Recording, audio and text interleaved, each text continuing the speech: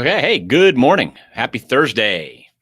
Thursday. And we had some technical issues yesterday, so we skipped a day, but we're back in action right now with our messaging segment. So welcome.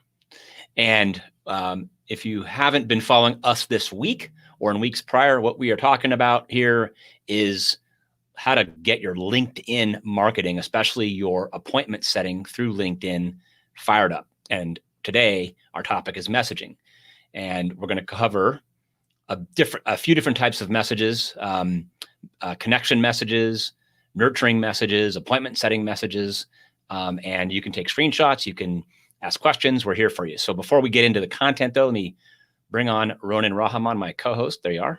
Hey, Brian. Good morning. T-shirt Thursday. Yeah. What are you wearing there? It's T-shirt Thursday. Very good. Very good. But anyway, today is messaging. And what's really interesting about messaging as we go through, it's just a great way to build relationship with people when you send the right message, one that lands over there. So I'm excited to hear what we got going on. As always, we are live, so please comment, ask questions, and here's just a little reminder. So I will scoot out of here. Reminder. Yep. All right, have fun. All right, we will. Okay, so there's a lot of different types of messages that we use in our business, and we're going to cover three of them today with you. One of them is the connection request message. The second one is a nurturing message, kind of like how can you warm up a new relationship or even warm up an old relationship that you may have on LinkedIn.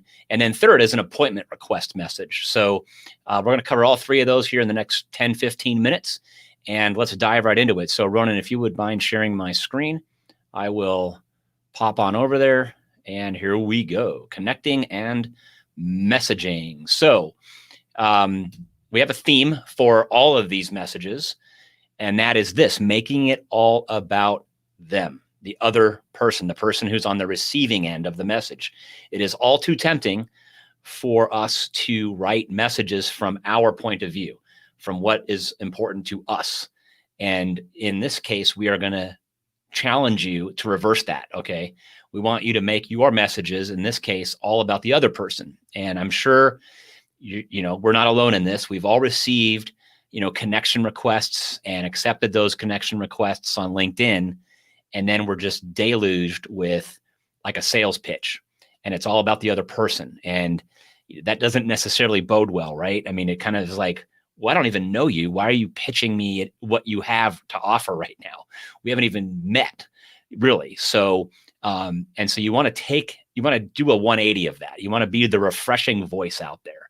And when you are, you will get a much better result in your LinkedIn marketing, especially when you're developing new relationships on LinkedIn. And so just remember this statement, making it all about them.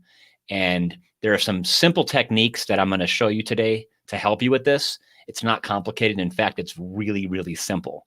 So here we go. The first is a simple connection request message. So here is a connection request message from Joe Kennemore, one of our clients, to Simon, okay? And his message is simple. I'll read it to you. Simon, hope you are doing well. Let's connect here on LinkedIn, period. And then he just signs his name, Joe. That's all you need to do at this point. We've already gone over with you this week how to spruce up your LinkedIn profile with our 3-point power training we did 2 days ago. And one of the things we talked about during that training is that anything you do on LinkedIn, especially a message that you send, your headline is carried along with that. So the other person sees your headline. And if you've done your job right, and you've done your job well on that, then you don't need to say anything more. Simon already knows in this case who Joe is, what he's about, what he does. And then Simon can make an informed choice whether to A, just accept that connection request, or B, maybe click on over to see Joe's profile or ignore it. Either way. But if you have done the homework and the work before, this simple message does a great job. Now, let me unpack a couple of very simple things here, because I said you want to make it all about the other person. And so there's two things we did here. making it all about Simon. One is we use Simon's name. Okay. That's number one. It's a good practice to use the other person's name in your messaging. And the second word that we used is the word you. So anytime you use the word you or your or yours, you're making it you're inherently making the communication about the other person, as opposed to saying I or me or us, right? So you're going to push that away and say you, yours, right? And that's going to make it about them just by using those simple words. I know it seems overly simple, but it really does work. Okay. So that's a connection request message. We don't need to cover anything else about that. You can use this exact message, or you can create your own.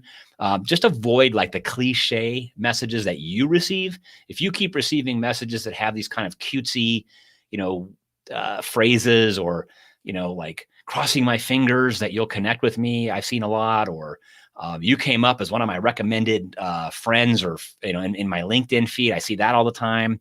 Or the other one I've been seeing lately is, I took a look at your LinkedIn profile and, congratulations on all of your success. I've seen that recently a lot.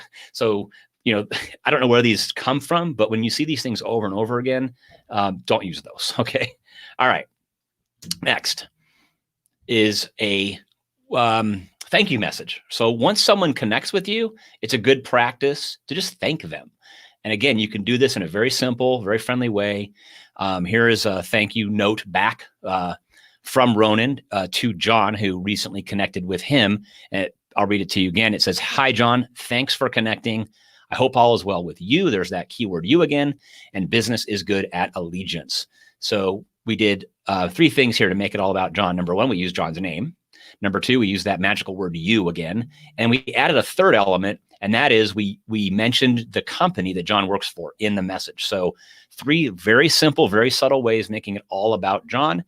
We're not selling anything yet. We're just developing a new business relationship. It's not unlike meeting somebody for the first time at a networking event or for coffee. You want to make it about the other person, learn about the other person. So that's very simple. So next is more of a nurturing message. So one strategy that we use quite often is we send content, third-party content that's relevant to the other person in a message. And the way we do that is we'll go to Google, we'll do a search on a topic that may be of interest to the person that we're building a relationship with, and we'll simply copy the URL link for that article, make a 1 or 2 sentence statement about it, and ask a question to get maybe a response back from the person we send the article to. So here's an example of that right here, where Ronan found an article that might be relevant to John and just copied and pasted the link into the message. It also looks pretty cool too, because it pulls an image from that article page and it just looks professional. And then he asks a question. This is a key point that I want you to make sure that you do, is at the end, always ask a question because it garners a response. So, John, have you experienced what this article is describing?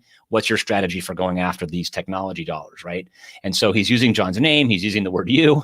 I don't even know if, and nowhere in this message is the word I or me, okay? It's all about John. It's all about something that might be of interest to John. And that's what makes that's the magic here.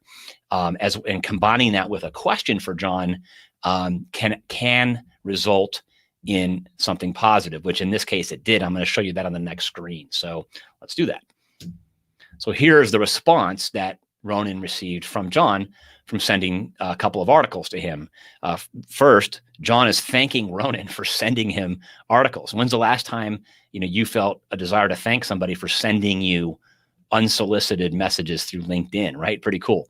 And then at the end of John actually answered Ronan's question and then provided Ronan with all of John's contact information to set up an appointment, right? So this is what's possible. I wouldn't expect this to happen all the time, but it is possible because you've been cool. You haven't been salesy or pitchy. You've been nice. You've been making your communication about the other person. And so it makes you more attractive to for the other person to want to have a conversation with you and get to know you better. So this worked out perfectly. One other point I will make, we've talked this week about developing a campaign. So what I want you to understand is this same article that Ronan sent to John was also sent to hundreds of other new connections that Ronan made during this campaign. So you don't have to keep finding a new article for every single person that you're connecting with, as long as you're staying within that campaign target, right? Now, when you move targets, maybe you go from technology to healthcare or something like that, then of course you're going to want to change your messaging up a bit. But while you're focused on a campaign, you can find 1 or 2 or 3 good articles like this and just use them over and over and over again with a bunch of different people, if that makes sense. Okay, so next, I'm going to show you how we approach setting up an appointment. It's very simple. So here's a message from Mark to Hema. I'll read it to you. It says, Hema, it's great being connected. I'd like to find out more about you and your work at Optimum. Again, we're laying in there the company name, right? It's, again, subtle. It feels good when the other person's reading it, because they are sensing, even if it's unconscious, that it's about them. And then we just ask for a 15-minute quick chat. We love these 15-minute quick chats as a first communication or a first meeting for a couple different reasons. One, it's a smaller commitment on the other person's part, and we honor that commitment. And it's just enough time for us to ask a few questions on those calls and get to know about the other person. So then from there, we can determine if it makes sense to take the next step, if there's any interest at all in what we possibly could offer them or not. So that's why we like these 15-minute calls. It respects the other person's time. It's also good for our own time management as well. And that's kind of it. There's really not a lot more to it. I wanted to show you just a handful of messages that we use regularly in our business. And I'm going to come back here to full screen. Looks like I already am. And bring Ronan on, who's already here. So we are in a groove, man.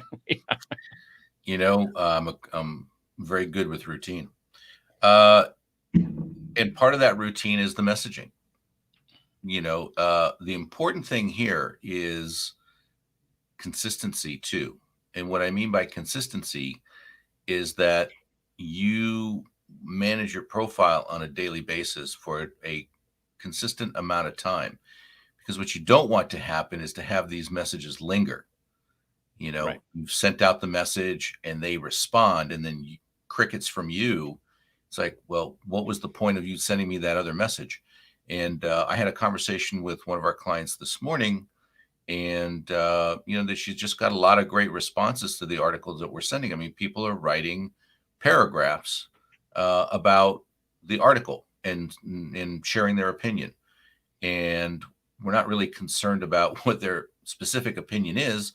We just want to get to know them, let them have their opinion or their comments. We just respond to it and then establish a business relationship. So it really, when you work it the right way and you work it consistently, it works. Absolutely. Absolutely.